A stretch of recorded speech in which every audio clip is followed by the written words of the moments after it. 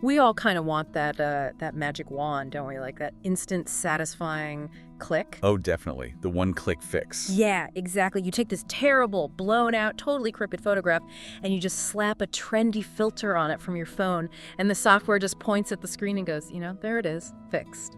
Right, and it is entirely built around this perception of like binary automation. It's either one click or no click. Mm-hmm. And it creates this this really comforting illusion that professional design is just effortless. Which is so tempting, especially when you are just stepping into the digital landscape for the first time. Oh, absolutely. It's incredibly tempting. But the moment you actually step behind the curtain into the real world of professional retouching or digital restoration, you realize that magic wand just does not exist. No, it really doesn't. We are looking at a workflow landscape here that requires, well, intense planning, a really deep understanding of mathematical image data, and just highly methodical execution.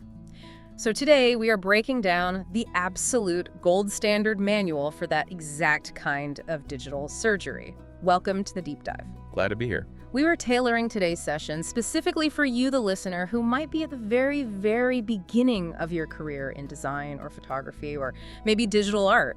Because honestly, we hear the exact same questions constantly. Right, like, how do I get faster? Yeah, or what is the secret plugin? Or, what's the shortcut to making my portfolio look professional? And the irony there is just profound, honestly.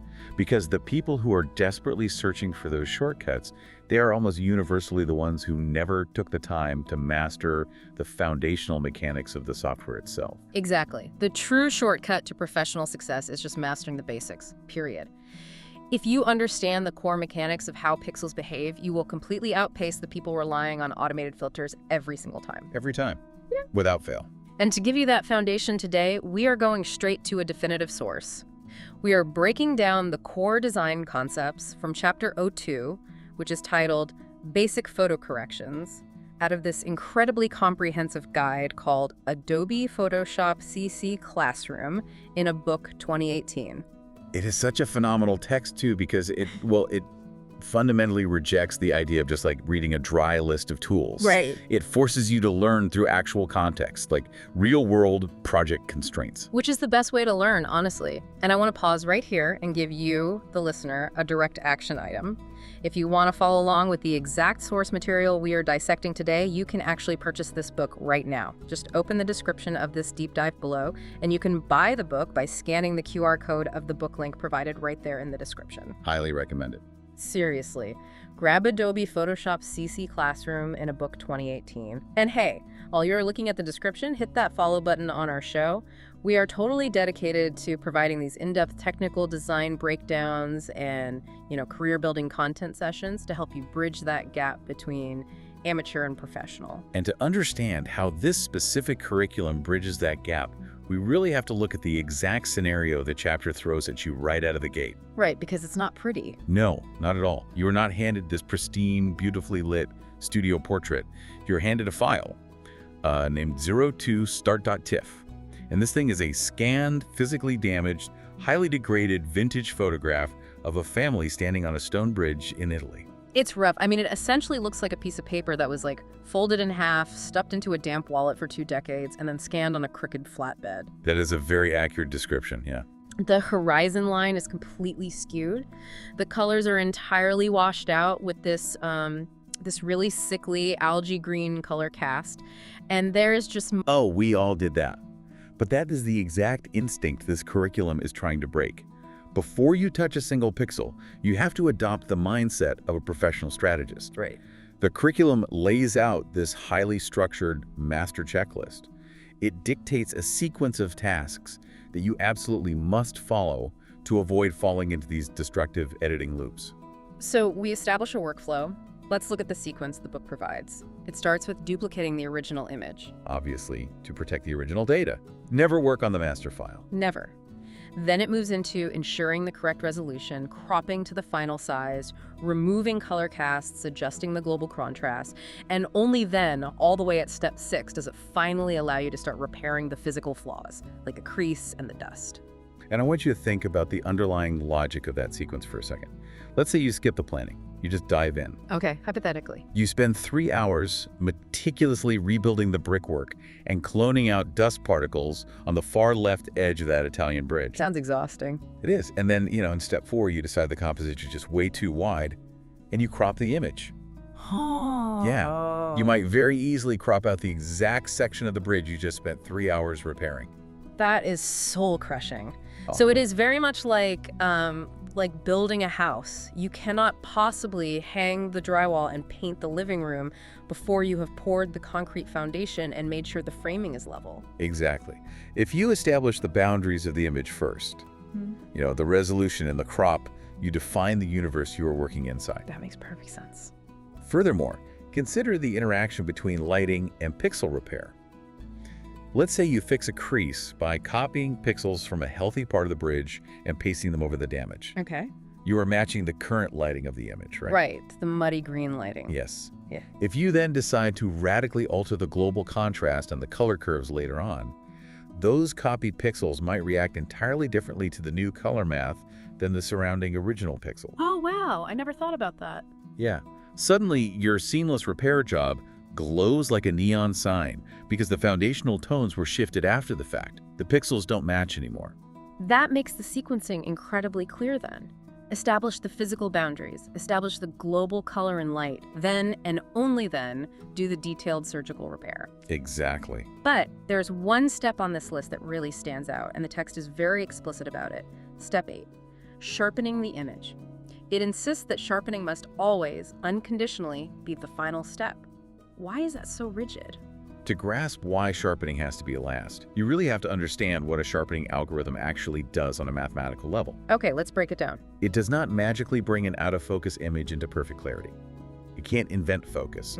What it does is look for edges, which it defines as areas of high contrast between neighboring pixels, and it artificially increases that contrast to make the edge appear crisper to the human eye. Okay, so if I have like a dark gray pixel right next to a light gray pixel, the algorithm makes the dark one blacker and the light one whiter just to create a harsher boundary. Precisely.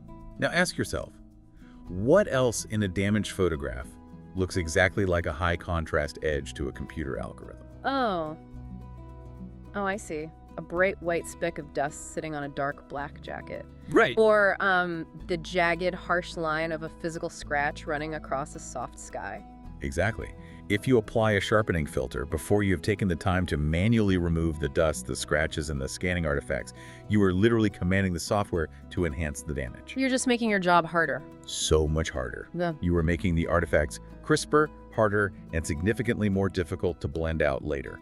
You absolutely must clean the debris off the floor before you apply the final polish. This entirely changes how you view the software, honestly. It stops being this playground of random filters and becomes a rigid, logical procedure. Which is exactly what a professional workflow is. And part of that procedure, according to the text, is defining your final destination before you even duplicate the file. A professional has to know the intended use of the image, right? You simply cannot work in a vacuum. A graphic destined for a scrolling social media feed has a vastly, vastly different set of mathematical requirements than a photograph destined for a glossy commercial magazine printed on a physical press. Okay, so we're talking about color modes here. Yes, the curriculum demands you understand the primary color modes associated with those destinations. Well, if we are talking about digital screens, web design, mobile apps, desktop backgrounds, we are living in RGB mode, right? Red, green, blue. The color space of emitted light. Correct. RGB is an additive color model. Your monitor starts black, and it adds varying intensities of red, green, and blue light to create millions of colors. When all three are at maximum intensity, you get pure white light. Makes sense. But the moment a client tells you this image is going to a commercial printing press, everything changes. You have to understand CMYK mode. Cyan, magenta, yellow, and key, which represents black. Because ink on paper doesn't emit light, it absorbs it. Exactly. CMYK is a subtractive color model. You are dealing with actual physical pigments. And the critical factor for a beginner to realize here is that the gamut, meaning the total range of reproducible colors, is significantly smaller in CMYK than it is in RGB. Okay, so if I spend hours in RGB mode, right, perfectly calibrating this brilliant, glowing neon green moss on the Italian bridge. And then you just blindly send that file to a printer. Yeah. It's going to be a disaster. The physical cyan and yellow inks simply cannot combine to reflect that specific wavelength of neon light. They can't do it. So what happens? The printer software will panic, it'll make a mathematical guess, and your beautiful glowing neon moss will print as this dull, muddy olive green. Yikes. Yeah. Establishing the correct color mode early prevents those catastrophic surprises during production. And what if the intent is purely black and white photography? Then the text recommends grayscale mode. Which just tosses out the colored data channels entirely, right? Exactly. So a printer only uses the black ink cartridge. That prevents weird sepia or bluish tints from sneaking into your stark black and white prints, because the printer isn't trying to mix color inks to create gray. Yeah. It all comes back to defining the destination. To visualize that destination, though, the curriculum introduces a tool that I feel like many beginners overlook entirely. Adobe Bridge. Oh, Bridge is so underutilized. It really is, because before even launching the Photoshop editing interface, the lesson instructs you to open Bridge, which basically serves as a visual file browser specifically engineered for high-resolution creative assets. This solves a major pain point. When you are just looking at a standard operating system folder full of files, named 02start.tiff and 02and.psd, it is just abstract text. You don't know what you're looking at. It's a list. But in Bridge, you see massive, high-fidelity thumbnail previews. You can place the crooked, green, torn original file right next to this spotless, color-corrected, perfectly square final target. It psychologically anchors the entire lesson, I think. You can visually analyze the gap between the raw material and the finished product, and then the rest of your workflow is simply executing the steps required to cross that gap. It's a roadmap. So we know our sequence, we know our color space, we have visualized the target in Bridge, we duplicate our file to protect the original. Now, the very first active structural step in the text is ensuring correct resolution. Here we go. And we need to spend some serious time here because resolution is easily the most misunderstood, aggressively conflated concept in all of digital imaging. Beginners constantly tangle up file size on the hard drive, physical print dimensions, pixel dimensions, and resolution as if they're all just interchangeable words for quality. And they are definitely not. They are not. At all. Let's strip it down to the absolute atomic level. The text defines pixels as the small squares that describe an image and establish its degree of detail. If you take any digital photograph and zoom in far enough, past the smooth gradients and the sharp eyes, the illusion totally breaks down. You just see a mosaic of tiny, solid-colored tiles. Those are the pixels. And importantly, they contain no internal detail. Right. A single pixel can only be exactly one solid color. The detail of an image is just an illusion created by the arrangement of millions of these tiny tiles. Okay, so when a beginner goes to an electronics store to buy a new monitor, the box proudly declares high resolution, 1920 by 1080. But based on this curriculum, the consumer electronics industry is actually misusing the word resolution, right? Oh, completely. They are using it as a marketing shorthand. When a monitor box says 1920 by 1080, it is merely stating its pixel dimensions. Ooh, okay. It's telling you the screen is a physical grid that is 1920 tiny light bulbs wide and 1080 tiny light bulbs tall. But in professional design software, resolution means something entirely different. What does it mean? It is a measurement of density. Specifically, it is the number of pixels packed into a standard unit of physical measurement, almost universally expressed as pixels per inch, or PPI. Ah, okay. So if I have an image set to 300 PPI, the software is commanding the printer to squeeze 300 of those solid colored tiles into every single linear inch of the physical paper. Exactly. Which brings us to the math of megapixels. Oh yes, megapixels. It's a term everyone hears when buying a smartphone camera, right? Right. If your phone boasts a 12 megapixel sensor, it means that every time the shutter clicks, it is capturing a grid containing 12 million individual pixels. So if the image is 4,000 pixels wide and 3,000 pixels tall, you just multiply width by height to get 12,000. That's so math. So the pixel dimensions, that total raw count of 12 million squares, that is what actually dictates how much space the file takes up on my hard drive, right? Yes. The raw pixel count determines the actual data payload. But here's the critical conceptual leap that the book forces you to make. If you change the resolution, the API value does the file size change. Well, if I am just telling the printer how tightly to pack the existing tiles, then changing the capiche shouldn't change the actual number of tiles I own, right? That is the golden rule. Really? Yes. File size only changes if the total pixel dimensions change. Let's walk through the mathematical example from the curriculum because it's so important. Yeah. Imagine you have a digital file. In the image size dialog box, it says the physical print dimensions are 7 inches wide by 7 inches high. The resolution is set to 300 pixels. Okay, so 7 inches across and 300 pixels packed into every single inch. 7 times 300 is 2100. So my actual digital grid is 2100 pixels wide by 2100 pixels high. Spot on. Now, you go into that dialog box and you make sure a setting called resample is turned off. Resample. Right. Resampling is what happens when you allow the software to invent new pixels or throw existing ones in the trash. Oh, I see. So by turning it off, you are locking your pixel dimensions. You are telling the software, I have exactly 2100 by 2100 tiles. Do not add any. Do not take any away. Got it. If you then change the physical print size from 7 by 7 inches up to 14 by 14 inches, what logically has to happen to the density? Okay, let me think. If I have the exact same number of tiles, but now I have to stretch them out to cover a piece of paper that is twice as wide and twice as tall, they have to be spread much further apart. Exactly. The density drops, the resolution would plummet to 150 pp. Your physical size doubled, your resolution halved, but your total pixel count remained flawlessly locked at 2100 by 2100. Therefore, the actual megabytes the file occupies on your hard drive did not change by a single fraction. All you did was alter a line of metadata instructing the printer to space the tiles further apart. That is wild. But wait, if I do turn on resampling, like if I tell the software, keep my physical size locked at 7 by 7 inches, but I demand you drop the density down to 72 pp. Then the software has no choice but to start throwing away thousands of your original tiles to make your math work. It just deletes them. It throws them away. Your pixel dimensions shrink drastically, and your file size plummets, which destroys the fine detail of the image permanently. Conversely, if you force the resolution up to 600 ppi while locking the physical size, the software has to invent millions of new pixels out of thin air to fill the gaps. And how does it do that?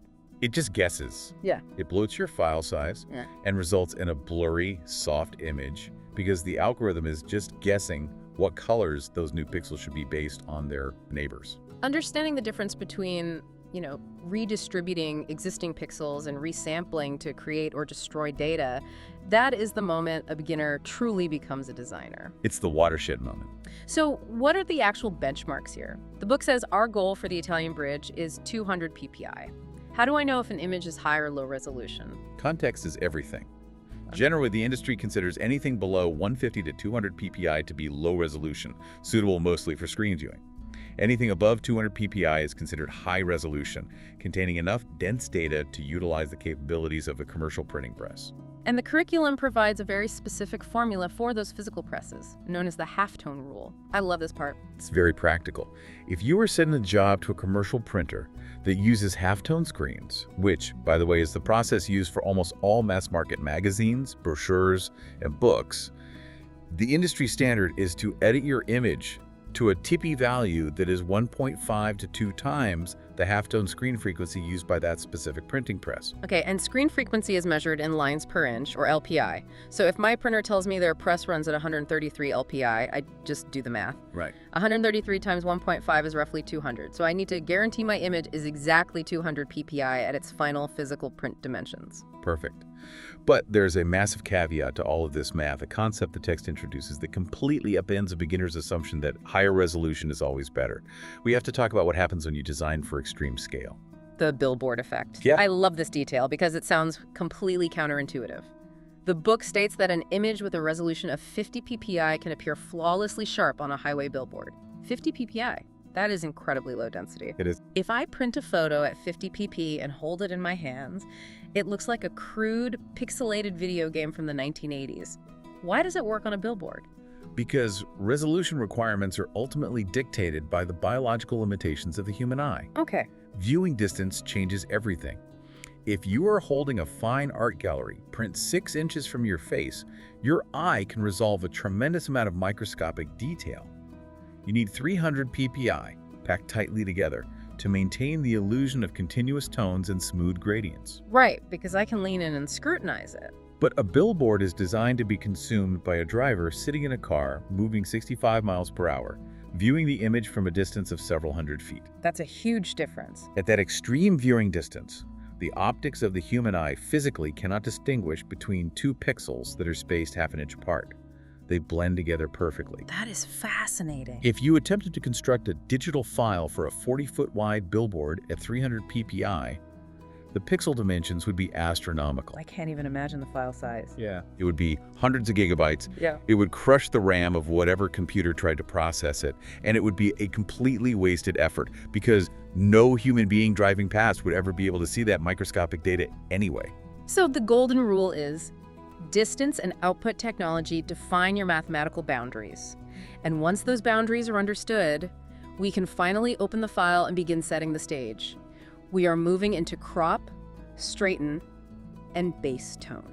Returning to our master checklist, now that we understand the math of the physical space, adjusting the actual physical framing of the image is the next logical step. Right, and the Italian bridge photo has this uneven scanned white border around it, and the horizon line is just totally tilted. The crop tool is something everyone thinks they understand because every smartphone photo app has one. Exactly. But the curriculum forces us to use it with professional precision. Instead of just grabbing a corner and dragging a box until it visually looks like a square, we use the options bar. We select the WXHX resolution preset. We manually type in 7 inches for the width, 7 inches for the height, and 200 pCj for the resolution. This is an incredibly powerful workflow efficiency. You are not just arbitrarily drawing a box, you are issuing a complex multi-step command to the software. A very specific command, yes. You are telling it to constrain your crop box to a perfect 1.1 aspect ratio. You are commanding it to scale whatever data remains inside that box to exactly 7 by 7 physical inches. And simultaneously, you are forcing it to resample the pixel density to exactly 200 ppi. You achieve perfect client specifications in a single stroke. It saves so much time. But before we execute that command, the text highlights a feature that is arguably one of the most important habits a beginner can build: non-destructive cropping. Non-destructive. Yes. It is a simple checkbox in the options bar labeled Delete Cropped Pixels. And by default, when you draw a crop box and hit enter, the software takes every pixel outside of that box and permanently deletes it from the file, right? Yes. The data is destroyed. Which is terrifying in a professional environment.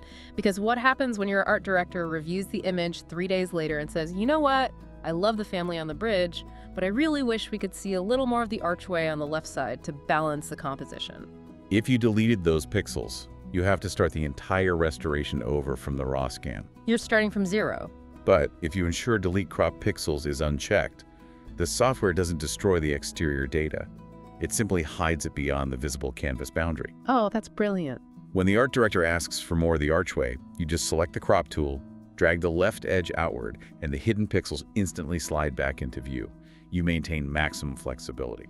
Okay, so we have our dimensions set, but the horizon is still tilted. The family looks like they are just sliding right off the bridge. In older versions of the software, fixing this meant manually rotating the entire canvas by arbitrary degrees, right? Like guessing the angle, nudging it back, guessing again. It was a nightmare. But the curriculum introduces the modern mechanics of the straighten tool, which operates on pure geometry. Geometry, okay. While the crop tool is active, you select the little level icon in the options bar. Your cursor changes. Right. You scan the image for an element that physically should be perfectly horizontal or vertical in the real world, like the top edge of the stone bridge wall behind the family. Okay, I see it. You click on the left edge of the wall, hold the mouse down, drag a line straight across to the right edge of the wall, and release. And then what? The software instantly calculates the angle of the line you just drew relative to the actual horizontal axis of the screen, and it automatically counter-rotates the entire canvas to make your drawn line perfectly level. Just like that. Just like that. It is mathematically precise and instantaneous. You adjust your crop box to trim away the empty wedges of canvas created by the rotation, hit enter, and the physical foundation is complete. We have a perfectly square 7 by 7 inch, 200 ppi, mathematically level image. That is so satisfying. It is. But now we have to address the fact that it looks like it was submerged in a swamp. The sickly green color cast. Color is awful, yes. To fix this, the text introduces adjustment layers, specifically curves and levels. And the word layers here is the vital distinction, isn't it? A beginner will instinctively navigate to the top menu, click Image, then Adjustments, and apply a curves correction directly to the file. Which is bad. Very bad. This alters the raw pixel data permanently. The curriculum demands you use the Adjustments panel to create adjustment layers. These function as transparent mathematical filters floating above your image data. Oh, so they never actually touch the original pixels. Correct. The pixels remain safe beneath the layer. You can toggle the visibility of an adjustment layer on and off. You can lower its opacity to soften the effect, or delete it entirely a week later. It is a continuation of the non-destructive philosophy we established with the crop tool. That is so freeing. Let's examine the curves adjustment layer first, because the text uses a feature within it called the white point tool that feels like pure sorcery the first time you see it. It really does. In the Properties panel for the Curves layer, there are 3 little eyedropper icons. We select the one on the right, the white point tool. Right. The text instructs us to look at the image and find an area that should be pure, neutral white in real life. On the bridge, there is a little girl wearing a dress with a white stripe. We take the eyedropper and click on that stripe. What is the software actually doing under the hood when I make that click? It is a radical recalibration of the image's entire color ecosystem. That stripe on the dress currently looks muddy, yellowish green due to the degradation of the photograph. Right, it looks terrible. When you click it with the white point tool, you are isolating that specific pixel and commanding the software's internal math. I know this pixel currently registers as green. I demand that you mathematically force this pixel to become absolute, pure, neutral white, meaning its red, green, and blue channels must all instantly equal maximum value. Okay, so it fixes that 1 pixel. It goes vastly beyond that 1 pixel. To force that muddy green pixel to become pure white, the software has to radically shift the red, green, and blue curves. And it applies that exact same proportional shift to every single pixel across the entire image. By defining an absolute anchor for white, the software deduces the ambient lighting error and instantly strips away the green color cast across the board. It is astonishing. It's like turning on a light switch. And the text encourages experimentation here too. If you click on the white stripe of the dress, you get 1 result. If you click on the white collar of the boy's sailor suit, the global temperature changes. Exactly. If you click on the little girl's sock, the entire image warms up or cools down based on the microscopic variations in those source pixels. You are constantly offering the algorithm a new benchmark for absolute truth. He gets you 90% of the way to a perfectly balanced image in a single click. But to achieve true professional depth, the text supplements the curves adjustment with a levels adjustment layer to fine-tune the global contrast. The levels panel, the home of the histogram. Yes, the histogram. The spiky, terrifying mountain range graph that causes every beginner to panic. It's really not that scary once you understand it. The histogram is simply a data visualization tool. It maps the distribution of light and dark pixels in your image. Okay. The extreme left edge of the graph represents pure, absolute black. The extreme right edge represents pure, blown-out white. The peaks and valleys between them show you the volume of pixels existing at various shades of gray of the midtones. And beneath that mountain range graph, there are 3 tiny slider triangles. Black on the left, gray in the middle, white on the right. Right.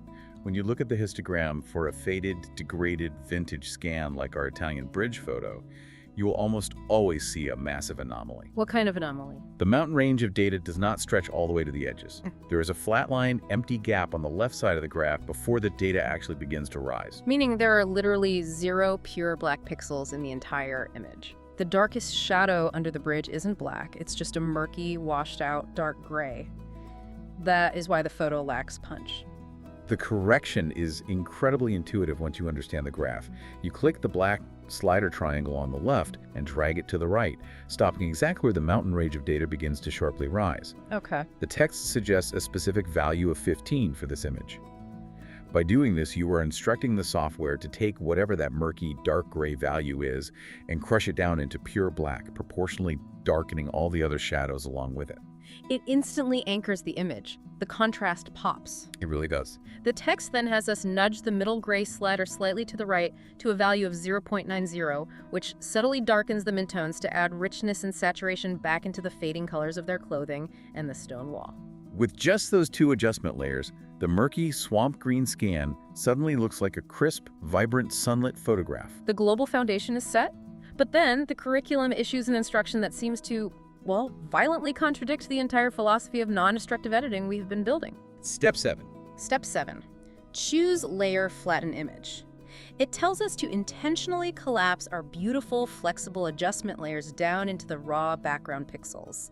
We permanently bake the color and contrast changes into the file. We lose the ability to double-click that curves layer tomorrow and change our mind about the white point.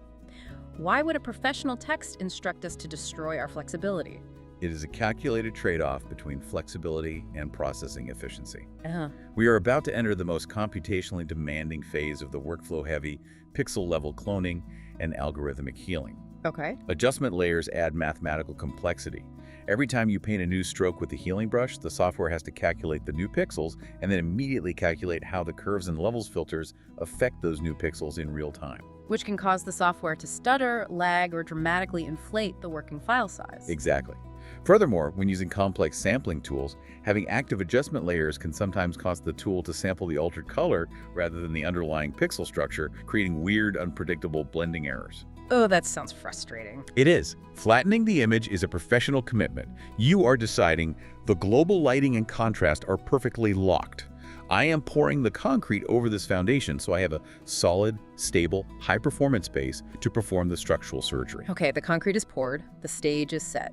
But before we pick up our digital scalpels and start hacking away at that massive crease running through the bridge, the curriculum takes this absolutely fascinating detour. It pauses the technical instruction to explore the physical reality of art restoration. It provides a necessary philosophical grounding. When you are wielding software that can synthesize reality in milliseconds, it is dangerously easy to lose respect for the physical artifact you are emulating. So true.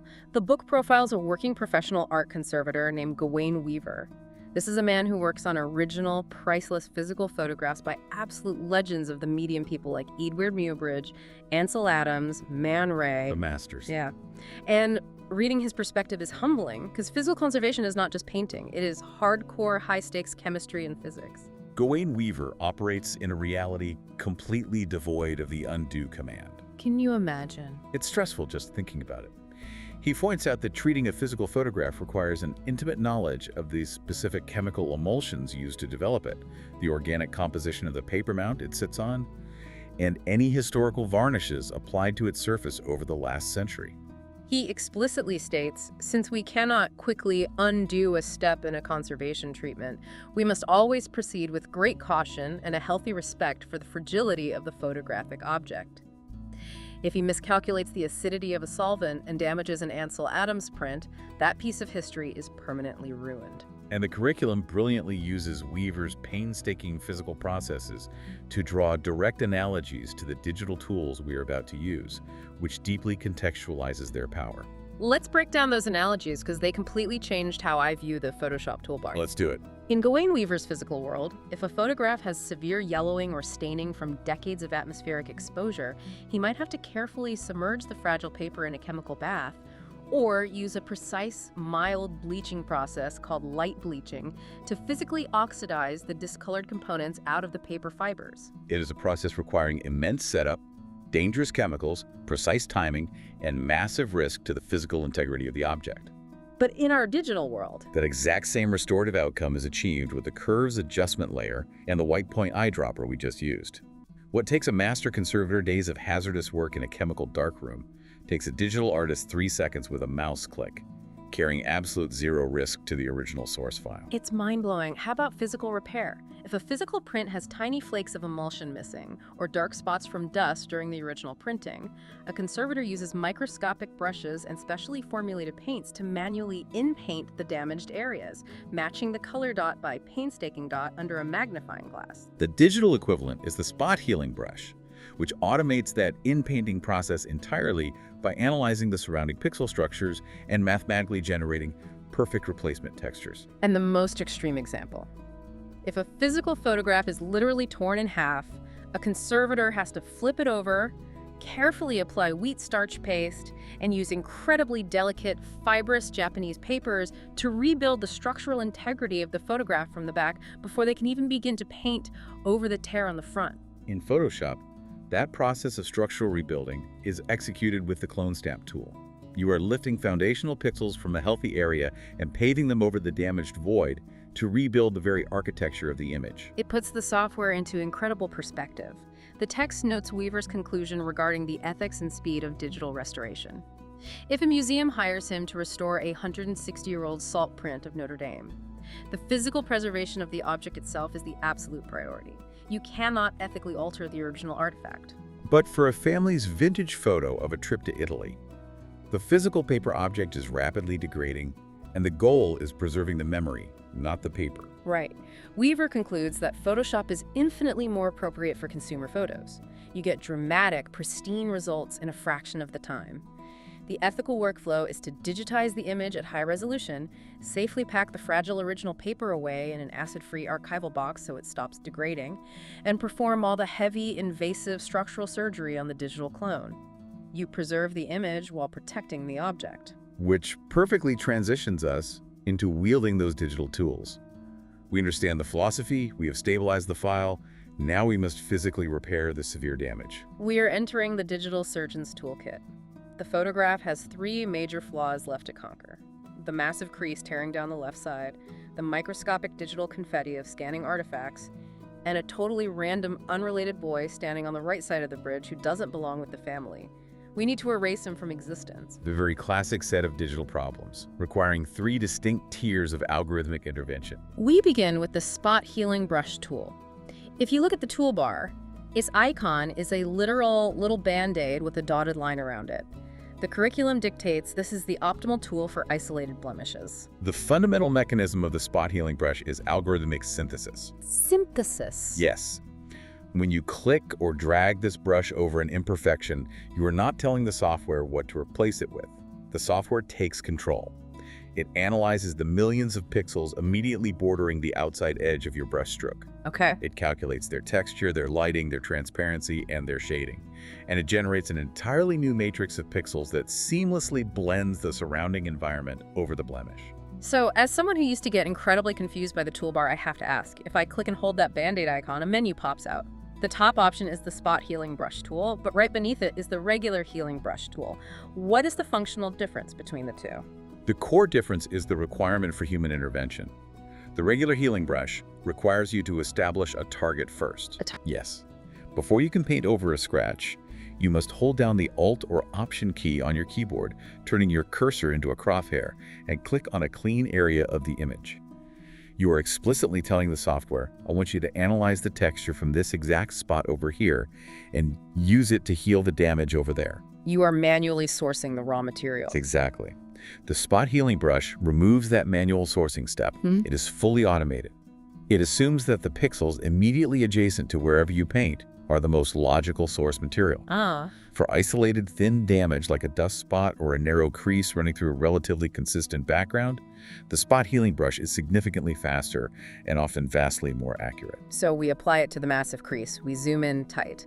The text specifies setting the brush size to roughly 25 pixels, keeping the edge hardness at 100%, and ensuring content aware is selected in the options bar. And then it provides a critical piece of advice for beginners. Don't cover more area than necessary. Why is that so important? Because of how the algorithm samples data. If you use a massive 100-pixel wide brush to paint over a tiny 5-pixel wide crease, the software has to calculate a massive area of replacement data. Which is bad. Very bad. Because the brush is so huge, it might accidentally sample data from the brick wall, the smooth water, and the bright sky all at once, and attempt to mathematically mash them together. You end up with a blurry, highly obvious, smudged blob. Yuck. You want your brush to be just barely wider than the blemish itself to keep the algorithmic calculation as tight, restricted, and accurate as possible. So the technique is precision. You use short, neat, overlapping downward strokes to walk your way down the crease, healing it in small, manageable sections. As you drag the brush, it leaves a dark, translucent trail, but the millisecond you release the mouse button, the dark trail vanishes, the software thinks for a fraction of a second, and the severe crease is simply gone. It's beautiful. Replaced by perfectly synthesized, matching stone texture. The text also has us use a single click of the spot healing brush to eradicate a random white squiggly hair floating in the sky. It genuinely feels like cheating reality. It is incredibly powerful, but the spot healing brush has a distinct limitation. It struggles immensely when asked to replace large objects or when operating in highly complex, intersecting backgrounds. It will just start creating repeating patterns of mush, Which brings us to the next tier of our toolkit to solve our largest problem, erasing the unrelated boy standing on the bridge. We need to break out the heavy artillery. The content-aware patch tool. It is hidden beneath the spot healing brush in the toolbar menu, and its icon looks like a tiny square patch of woven fabric. The content-aware patch tool is engineered specifically for massive structural removals. It removes large, unwanted elements while generating an entirely new, complex background to seamlessly fill the massive void left behind. The physical execution of this tool is brilliantly intuitive. You don't paint with a brush. The cursor acts like a lasso. You simply draw a rough freehand loop entirely around the boy, making sure to include the shadow he is casting on the stones. It doesn't have to be a perfect, tight outline. You just need to capture his entire footprint. Once the selection is closed, you click inside the highlighted loop, hold the mouse button down, and physically drag the entire selection bubble across the screen to a clean area of the image that you want to use as source material. The book instructs us to drag the selection bubble to the left, hovering it over a clean section of the bridge wall and the distant city buildings in the background. And here is the magic. As you drag, the inside of your selection bubble acts like a live, transparent window. It's so cool. It shows you exactly what the replacement pixels will look like before you commit. You visually line up the horizontal top edge of the bridge wall inside your bubble with the actual bridge wall outside the bubble, and when the geometry matches, you let go. The moment you release the mouse, the software does not simply copy and paste the clean area like a blunt collage. It deploys the full weight of the content-aware algorithm. It analyzes the thousands of pixels along the jagged border of your selection, calculates the lighting, shading, and texture of the destination, and synthesizes a completely new, unique set of pixels that mathematically forces the sampled brickwork and distant buildings to blend perfectly into the target area. Wow. The boy ceases to exist, replaced by a mathematically generated continuation of a brick wall that was never actually photographed. Now, to control that synthesis, there is a slider in the options bar for the patch tool that beginners almost always ignore. The structure slider. It operates on a scale from 1 to 7. The curriculum specifies setting it to a value of 4. Can you break down what that slider is actually dictating to the algorithm? The structure slider is the leash you put on the algorithm's creativity. It dictates how strictly the software must obey the geometric patterns of the source area you sampled. If you set the slider to 1, you are giving the algorithm maximum freedom. It loosely adheres to the source structure and feels free to warp, blur, and invent wildly to make the edges blend smoothly. So if I am patching a bird out of a clear, empty blue sky, a 1 is perfect because there are no geometric shapes to protect. Precisely. But if you are patching a complex brick wall, a setting of 1 will turn those bricks into a melted, blurry mess as it tries to blend them. A setting of 7 demands strict obedience to the source structure. Meaning? The software will finally try to maintain the exact sharp edges and geometric patterns of the bricks, even if it means the edges of the patch don't blend perfectly into the surrounding light. So the book suggests 4 is the perfect middle ground for the specific task. It is a complex background involving bridge stones intersecting with distant city buildings, so it needs enough structure to keep the bricks looking like bricks, but enough freedom to blend the lighting seamlessly. And it does a remarkable job. But as the text points out, synthesizing a massive chunk of complex reality is rarely flawless on the first execution. Right. We drag the patch, the boy vanishes, but when you look closely, the algorithm got a little confused right at the horizon line where the bridge wall meets the distant water. It's a tiny bit smudged, and some of the distant building windows look repetitive. The patch gets us 95% of the way there, but to perform the final 5% structural repair, we have to abandon algorithms and take manual control. Which brings us to the absolute grandfather of all digital manipulation tools, the clone stamp tool. Its icon is an old-school, wooden-handled rubber ink stamp. While the healing brush and the patch tool use complex math to blend pixels, the clone stamp tool is brutal and literal. It copies pixels exactly from coordinate A and pastes them over coordinate B without any algorithmic blending, lighting adjustments, or softening. It is raw manual cloning via a brushstroke. We must use the clone stamp to manually rebuild the top edge of the patched bridge wall where the algorithm blurred the stone, and to individually reconstruct the distant windows that got smudged. And just like the regular healing brush, the first step is establishing a source point. You find a perfectly crisp, clean section of the bridge wall. You hold down Alt or Option, your cursor becomes a crosshair target, and you click once. You have dropped your anchor. Then you move your mouse over to the smudged area, click and hold, and as you paint, the software paints an exact one-to-one copy of the anchor point over the damage. But there is a setting in the options bar that dictates exactly how that anchor point behaves, and it is the single most confusing setting for beginners in the entire application, the Align checkbox. Yes. If we achieve nothing else today, we need to clarify this because I guarantee every single person listening has ruined a photo by not understanding this checkbox. Let's visualize the mechanics. If the Align checkbox is checked, it means your active brush and your source anchor point are permanently linked together, moving in parallel. Okay, linked together. Imagine your paintbrush and the target crosshairs are physically connected by a rigid, invisible metal rod. I am picturing the metal rod. If you paint a stroke over a smudge, release the mouse button, physically move your mouse 3 inches to the right, and start painting a new stroke.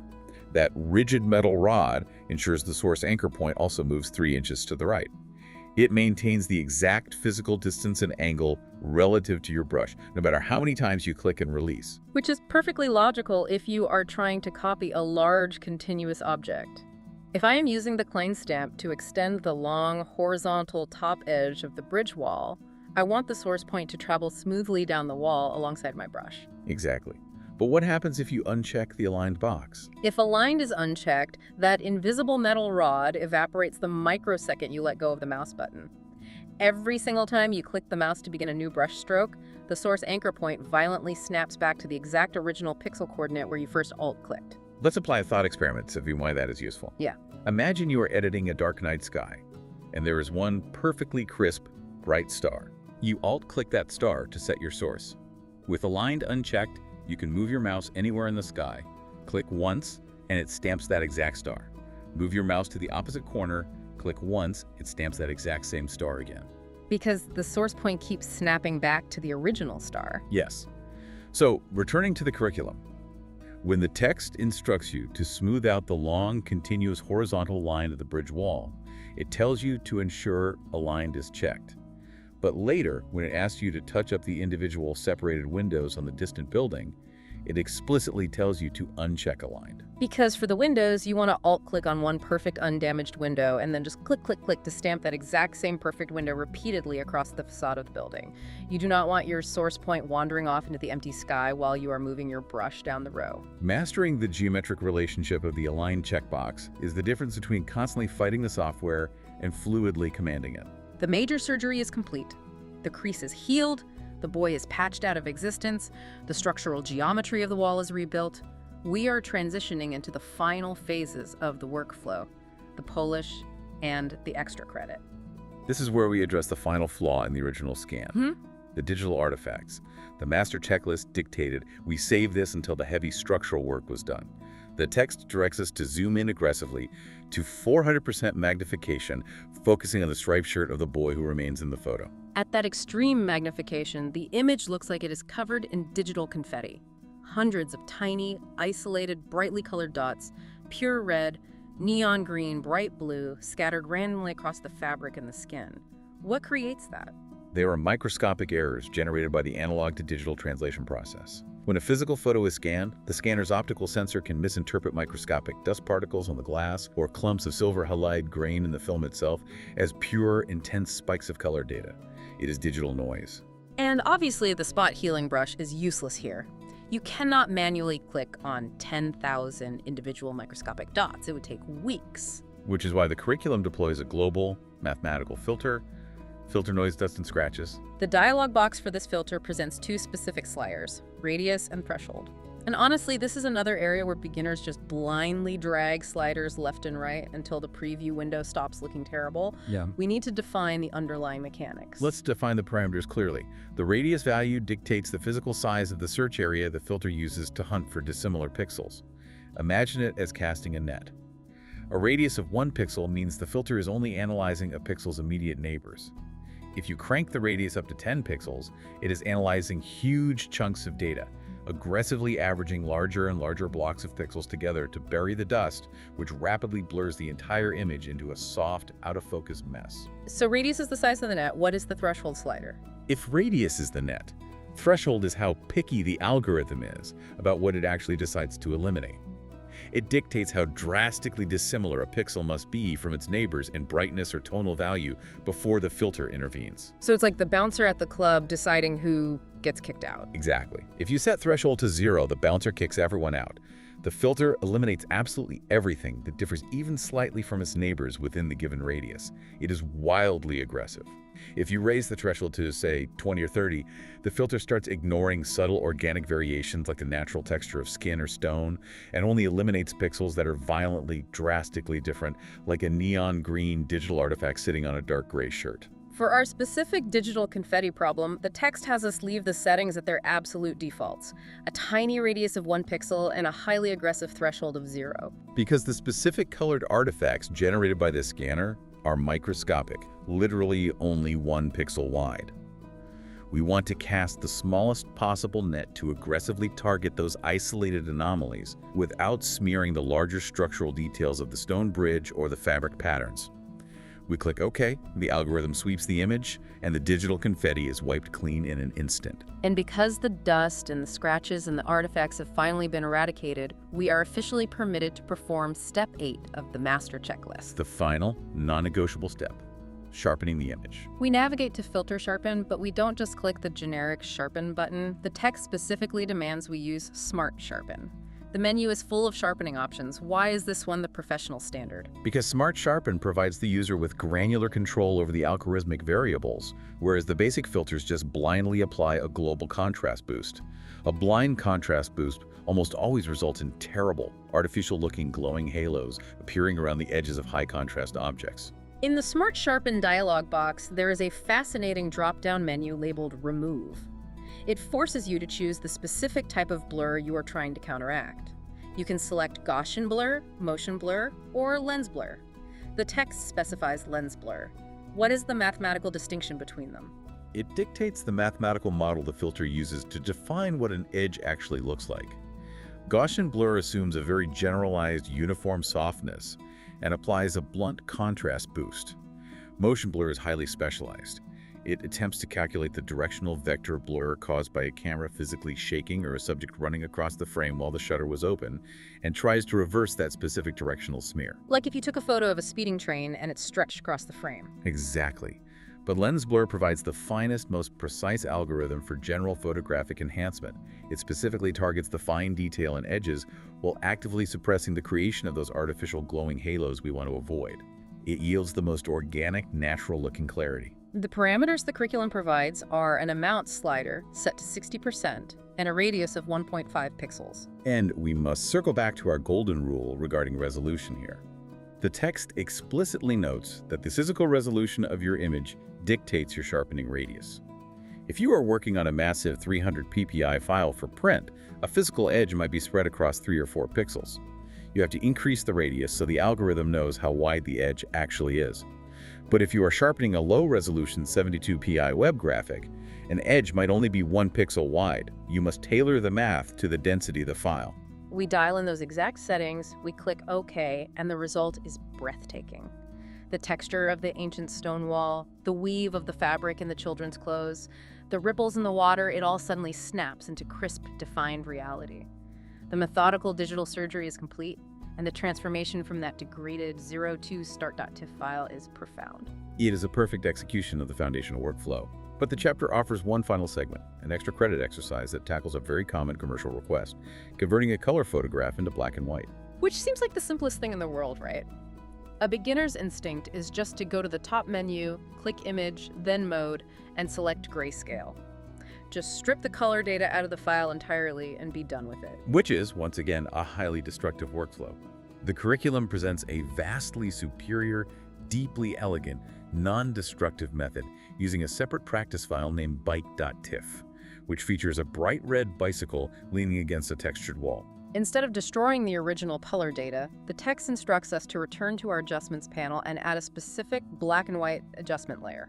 The absolute genius of the black and white adjustment layer is that the original full spectrum color data continues to exist unharmed underneath it. The adjustment layer is simply acting as a mathematical translator, mapping the underlying colors to specific shades of gray. And crucially, it gives you absolute control over that translation map. When you open the Properties panel for that adjustment layer, you don't just see a black and white image. you see a complex mixing board of sliders labeled reds, yellows, greens, cyans, blues, and magentas. You hold the power to dictate the contrast. You can decide that every single pixel in the original image that registers as red should be mathematically translated into a heavy, dark, charcoal gray, while simultaneously dictating that every blue pixel should be translated into a brilliant, glowing, light gray. You are sculpting the black and white contrast based on the hidden color data. And the text highlights a user interface shortcut that is just brilliant. The targeted adjustment tool, it is a tiny icon that looks like a hand with arrows pointing left and right. It removes all the guesswork from the mixing board. Exactly. If you click that hand icon, you don't have to stare at the image and guess, is that bicycle frame pure red or is it slightly magenta? You just move your cursor directly over the red bicycle frame in the image itself, click, and physically drag your mouse horizontally to the left or right. The software instantly analyzes the exact color value of the specific pixel you clicked on, automatically identifies the correct corresponding slider in the panel, and moves it in real time based on the physical drag of your mouse. You can dynamically darken the red bicycle and lighten the yellow wall just by clicking and dragging directly on the objects themselves. It is a profoundly intuitive way to shape lighting. And as a final aesthetic touch, they introduced the tint function. By checking a simple box in the Properties panel, you can watch the entire perfectly balanced black and white image with a uniform color hue. The book provides specific RGB values to recreate a classic antique sepia tone. Red 227, green 209, blue 198. In a single click, you transform a stark, modern digital photo into a warm, nostalgic, historical artifact. It elegantly demonstrates how adjustment layers are not solely for corrective repair.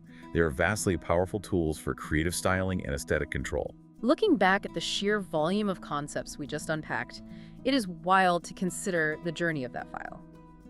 We took a photograph that looked like it was rotting at the bottom of a pond, and just by mastering the underlying math of pixels per inch, defining a white point to shift the color curves, and understanding the mechanical difference between algorithmically blending a patch and manually cloning a pixel, we essentially performed time travel. We rebuilt reality. We established a professional foundation, and then we wielded the tools with surgical precision. Exactly.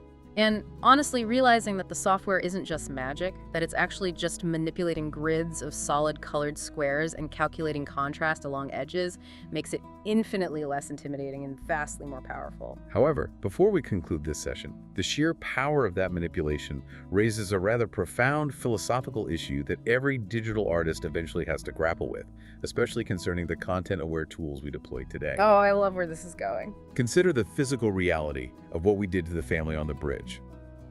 We utilized the content-aware patch to erase the unrelated boy. In doing so, the algorithm mathematically hallucinated a large section of ancient brickwork and a cluster of distant city buildings that were never actually captured by the camera's lens. It synthesized a convincing reality out of nothing. And when we used the wipe point tool to strip away the yellowing of the vintage paper, we entirely removed the physical evidence of the passage of time. We scrubbed away the patina of history. Precisely.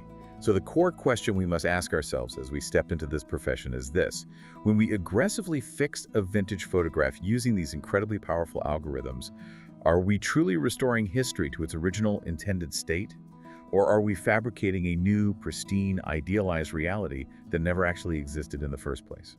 Where exactly is the boundary line between photographic preservation and historical revisionism? Wow, that is going to keep me awake tonight. At what point does a seamless digital repair cross the line and become a beautiful lie? That is a brilliant, heavy thought to leave our listeners with as they boot up their software.